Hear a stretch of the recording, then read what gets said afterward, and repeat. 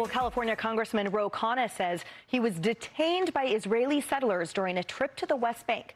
Khanna claims that he was surrounded by settlers with American-made machine guns while driving through a village. The Israeli military says that troops responded to Khanna's team's call, dispersed the crowd, and reopened the road. But Khanna is accusing the IDF of lying about what really happened. Watch. This should be an outrage to any American citizen, what happened.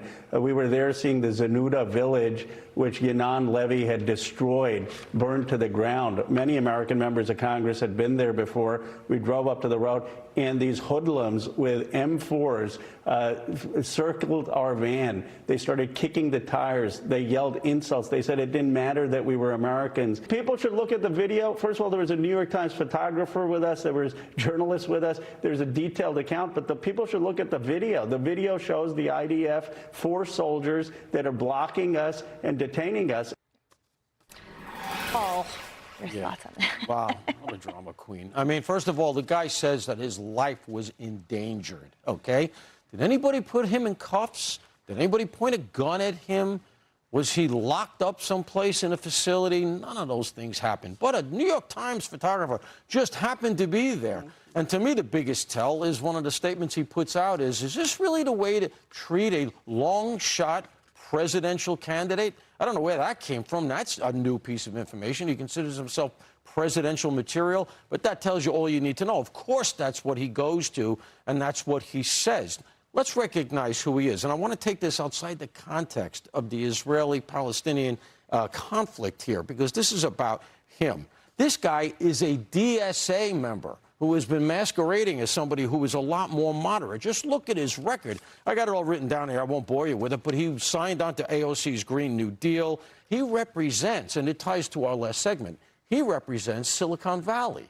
So he is an avatar of all of their beliefs relative to Israel, and that's why he's out doing this. And he's probably already done the calculus and say, okay, I do this kind of thing. I got California. I got a whole bunch of electoral college votes, boop, already in the bag. Right. Maybe governor, maybe president after that. He's done a whole bunch of stuff, including authorizing a piece that went into the George Floyd anti-police bill that would have taken qualified immunity away from police. So he says his life is in danger there. Take qualified immunity away from the police and see how your life is in danger anywhere in this country. Cheryl, I see him as a Californian as sort of he's the richer, smarter version of Gavin Newsom, but he's equally insidious. And I question why his language here is so harsh against the Israelis. No, nothing like that in his vernacular about crime in California, about average Californians getting beaten to death and robbed and all the things, about the allegations against Swalwell and Plattner. So I'm not quite sure why he's spending someone's money to go to Israel to demonstrate the virtue signaling that all of a sudden the extreme left is anti-Israel and not cleaning up his own state or using that kind of emphasis and emotionality on things that Americans care about, because I personally care just as much about a regular American than I do a long-shot presidential candidate. Well, and the group that he worked with to go on this particular trip is a very left-leaning progressive group, to be clear. Why did you go into a conflict zone? You could say it is a war zone, but a conflict zone, knowing that you did not coordinate with the Israeli government, which he did not. The Israeli ambassador to the United States came out and said he did not work with us. If you're going to go to get to that area, you've got to go through Israeli territories. How many checkpoints are there now? There used to be, what, 130 checkpoints?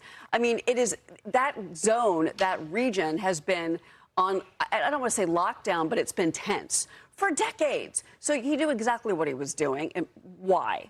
Was he trying to get away from the Graham Plattner controversy? Right. That was one of my question marks. But I think the bigger question mark is stop saying that everybody's lying, including the government, the IDF, and the Israelis in general. Just it's disingenuous. And he goes on a Jewish Sabbath too. I mean, like, you know, he knew what he was doing. He's anti-Semitic. Yeah, 100%. I don't think you have to be a genius to figure that out. Yeah. And I posit one answer to the question of why is, since he is a long-shot presidential candidate, he wants to have that quiver in his belt. You know, he wants to do the lying like Hillary Clinton got shot at in Bosnia, Joe Biden had to fly the helicopter into battle, you know, whatever it is. And he grew up black. These lies, exactly, that they tend to pad themselves with, even though we can all see through it. Yeah, you know, he just staged his presidential run announcement for free. and probably got a lot more publicity than if he had hired an entire crew to put together a news conference and had bought ads across the country. He will now get enough attention. And Emily, you're so right about flexing on that point where the far left is right now. Anti-Semitic, maybe they have feelings about that, but we saw them rocking pro-Palestinian and pro-Hamas signs for months here on Ivy League campuses on the East Coast. So, look, he's doing this. The catch, though, is he's courting a part of his party that 6 months ago would have annihilated him politically. Like, we don't really know who this chameleon is. You pointed it out. You know, he's kind of been moderate, and now he's something else. We don't really know him, but we know that he likes free press. And that's what he got. And somehow or another also sneaked in, because it's not a demilitarized zone, but it is an area with checkpoints where you have to check in. So I'm just curious why he gets special treatment, but nobody else could. And then he can turn around. He didn't mess with the IDF. He said the citizens were armed.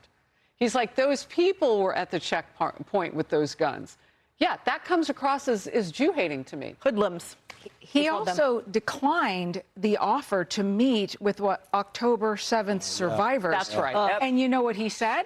He said, basically, been there, done that. And as a defense, he said that he had I met with Hirsch Goldberg's parents, Rachel and John. I looked up when he did that. April 2024, when Joe Biden was president. This is when there was more support in the Democratic Party for Israel. That's when he met with them. But this time, when he's exploring presidential aspirations and figuring out where he can go and going with a pro-Palestinian group, it tells you everything you need to know about how fluid he is, to your point, about politics as Gavin Newsom. Yeah, shapeshifters. Hey everyone, I'm Emily Campagno. Catch me and my co-hosts Harris Faulkner and Kaylee McEnany on Outnumbered every weekday at 12 p.m. Eastern, or set your DVR. Also, don't forget to subscribe to the Fox News YouTube page for daily highlights.